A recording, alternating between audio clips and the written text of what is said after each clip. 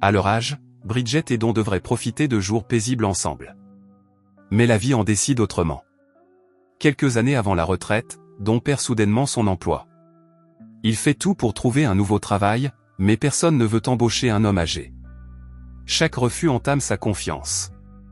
Après une vie aisée, Don glisse lentement vers la faillite et les dettes.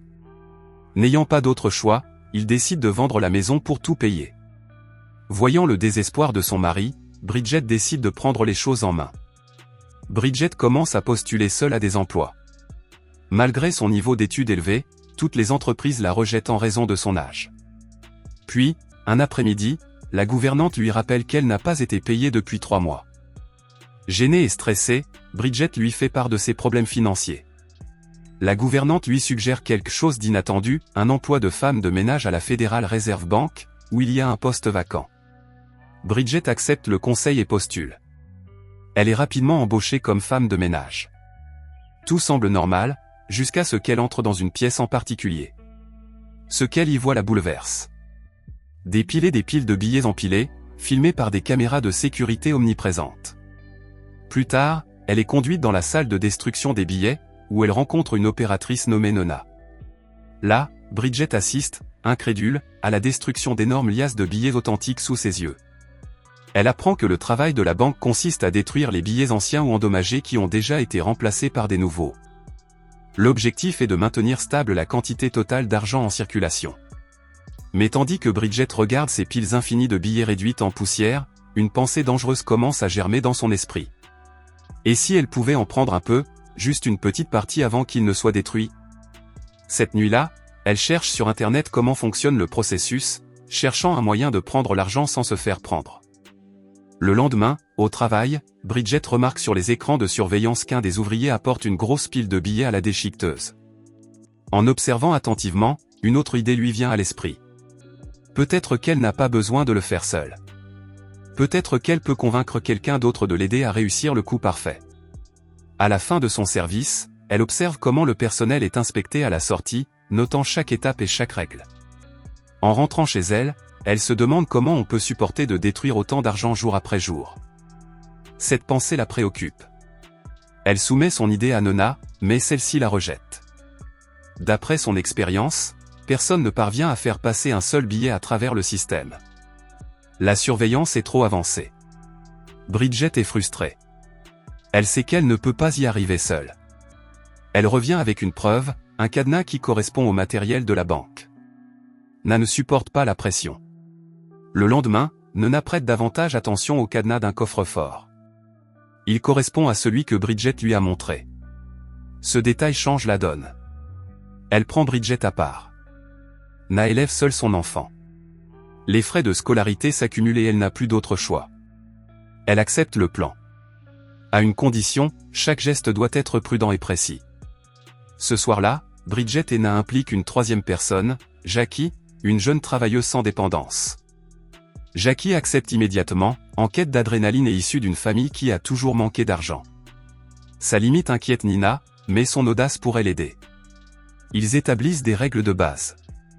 Des signes simples de la main pour communiquer, des rôles clairs et un dernier avertissement pour Jackie. Réduire les drogues. Tout ce qui obscurcit le jugement pourrait ruiner le travail. Le lendemain matin, Bridget cache la clé d'un cadenas dans sa ceinture pour ne pas déclencher le détecteur de métaux. Elle passe les contrôles de sécurité. Au petit déjeuner, elle fait signe à Nona et Jackie, il est temps d'échanger le cadenas. Puis Jackie se rétracte. Un mauvais pressentiment la bloque. Ce changement soudain met Nona en colère et les deux femmes annulent leur tentative. Alors qu'elle s'apprête à sortir, le directeur de la banque, Glover, ordonne un contrôle complet. Chaque équipe, chaque employé. Le lendemain matin, Bridget fait un signe discret à Nona, lui indiquant qu'il est temps de commencer. Nona transmet silencieusement le message à Jackie et cette fois, Jackie accepte de participer. Son instinct lui dit que tout se passera bien aujourd'hui. Bridget commence l'opération avec prudence. Elle remplace le cadenas d'un des coffres-forts par le sien, en faisant semblant de nettoyer et en gardant un œil sur les caméras de sécurité. Tout se passe à la perfection. Elle transmet le numéro du coffre à Jackie, qui le récupère avant qu'il ne soit envoyé à la salle de broyage. Jackie agit rapidement, calmement et discrètement. Comme tout se passe comme prévu, Bridget fait signe à Nona de remplacer le cadenas d'origine une fois le travail terminé.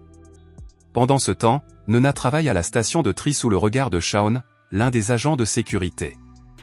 Au moment où les choses pourraient mal tourner, leur patron, Glover, surprend Shaun en train de fixer les écrans pour de mauvaises raisons. Gêné, Shaun déplace rapidement la caméra, offrant sans le savoir une fenêtre parfaite au voleur.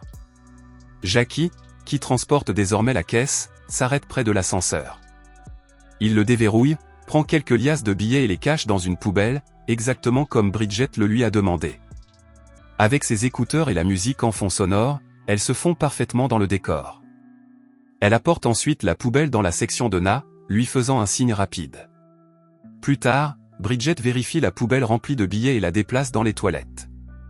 Là, les femmes se réunissent et se partagent l'argent, le cachant dans tous les endroits auxquels elles peuvent penser. Mais avant de rentrer chez elles doivent toutes passer un contrôle de sécurité. Na remarque soudain que Jackie n'a pas bien caché sa part, qui dépasse et pourrait être facilement visible. Paniquée, Na flirte avec Shaun pour le distraire, ce qui permet à Jackie de gagner de précieuses secondes pour réparer son erreur. Ce soir-là, les trois se réunissent chez Bridget, le cœur battant à tout rompre, tandis qu'ils versent l'argent sur la table. Quand ils le comptent, le total les bouleverse. Il s'agit d'environ 100 000 $. Leurs célébrations sont toutefois interrompues lorsque Dawn entre. Ses yeux s'écarquillent à la vue de l'argent empilé sur la table. Bridget n'a d'autre choix que de lui dire la vérité. Il est stupéfait, incapable de croire que sa femme ait réellement commis un crime. Elle tente de se justifier en disant que l'argent était de toute façon destiné à être détruit. À partir de ce moment, le trio poursuit son plan. À chaque fois, l'opération devient plus fluide, plus sûre et beaucoup plus gratifiante. Bridget rembourse toutes ses dettes, sauvant ainsi leur maison de la vente. Na passe du statut de mère célibataire en difficulté à celui de donatrice estimée. 6 mois ont passé. Les femmes se réunissent à nouveau, célébrant le chemin parcouru et tout ce qu'elles ont volé sans jamais être découvertes. Bridget, toujours avide, insiste pour qu'elle continue. Dawn, désapprouvant, la met en garde contre la cupidité. La cupidité, dit-elle, c'est là que tout s'écroule. Shaun, l'un des gardes, observe attentivement Na et remarque qu'elle utilise une clé différente. Ce petit détail éveille ses soupçons. Après le travail, Shaun interroge Na en privé. Il sait qu'elle vole. Ce soir-là, Na rencontre Bridget et Jackie pour leur annoncer la mauvaise nouvelle. Shaun l'a découvert. Il ne les a pas encore dénoncés, mais il lui a intimé l'ordre d'arrêter. Bridget se demande immédiatement s'il est possible de raisonner Shaun ou peut-être de l'impliquer dans leur opération. Peu après, Nona rencontre à nouveau Shaun, cette fois avec une proposition inattendue. S'il les aide, il aura à la fois l'argent et son affection. Shaun est surpris et indécis, mais le lendemain, il fait son choix. Il accepte de se joindre à eux à une condition. Il veut que l'amour de Na soit réel, et non seulement une récompense pour son silence. Au fil du temps, leur petite opération est devenue plus audacieuse et plus facile, surtout après que Shaun les ait rejoints. Puis, un jour, un auditeur gouvernemental nommé Chris s'est rendu à la réserve fédérale pour effectuer une inspection. Il enquêtait sur des activités suspectes impliquant 3 employés, Bridget, Nina et Jackie. Ce soir-là, le groupe s'est réuni pour trouver un moyen d'éviter d'être découvert. Bridget a fait valoir que si Glover et Chris avaient eu des preuves concrètes, les arrestations auraient déjà eu lieu, et elle pensait donc que l'interrogatoire était une tactique visant à forcer les aveux. Puis, de manière inattendue, le petit ami de Jackie a admis avoir récemment acheté des actions d'une valeur de plus de 10 000 $, avec un gain de 17%. Cette nouvelle a stupéfié tout le monde, car toute transaction supérieure à 10 000 $ est automatiquement signalée au fisc, ce qui pourrait ouvrir une piste aux enquêteurs. L'AIF s'est mise en action. Ils étaient sous surveillance et risquaient d'être retrouvés. Shaun les a exhortés à cacher l'argent volé dans leur maison, car ces liasses constitueraient une preuve irréfutable. Il a dit qu'ils devaient disparaître rapidement avant que le filet ne se referme. Jackie et son petit ami élaborent un plan désespéré pour détruire les preuves. Quelques instants plus tard, une explosion secoue leur maison, leur tentative de brûler l'argent a terriblement mal tourné. Ils sont tous deux capturés et arrêtés. Shaun ne va pas loin non plus. Alors qu'il s'apprête à partir, la police l'encercle et l'arrête. Na tente de se débarrasser de sa part en la brûlant, mais avant qu'elle n'ait pu terminer, elle est également capturée. Pendant ce temps, Chris, qui était posté devant la maison de Bridget, la voit sortir. Il la suit silencieusement tandis qu'elle s'éloigne, attendant le moment propice pour la frapper. Bridget se réfugie dans un hôtel dans l'espoir de pouvoir se cacher jusqu'à ce que le chaos s'apaise. En peu de temps, Dawn, Shawn, Na, Jackie et son petit ami sont amenés ici pour être interrogés. La police veut savoir comment ils ont réussi à commettre un vol dans l'un des établissements les plus sécurisés du pays, mais le groupe reste fidèle. Il nie tout. Le lendemain matin, Chris trouve Bridget en train de prendre tranquillement son petit déjeuner, sirotant un cappuccino comme si de rien n'était. Il s'assoit et va droit au but, lui demandant combien d'argent ils ont volé et comment elle a tout planifié. Bridget reste impassible, refusant d'admettre quoi que ce soit. Elle le met au défi de montrer des preuves et, s'il n'y parvient pas, elle le dénoncera pour fausse accusation. Plus tard, elle rencontre un vieil ami avocat et lui offre une rémunération importante pour accepter de prendre son affaire en charge. L'argent suffit à le convaincre. Ils se rendent rapidement au poste de police pour demander la libération de Dawn et des autres. Au poste de police, Glover est appelé pour confirmer si le vol a bien eu lieu.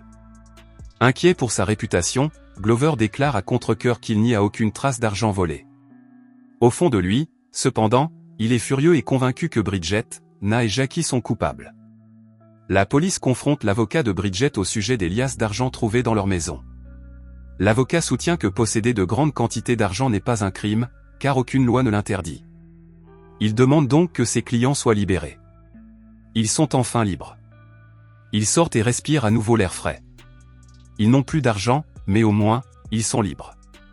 Chacun d'entre eux reprend une vie tranquille, se promettant de ne plus jamais voler. 8 mois plus tard, Bridget, Na et Jackie se retrouvent pour la première fois depuis des lustres. Na est désormais mariée à Shawn et n'est plus seule.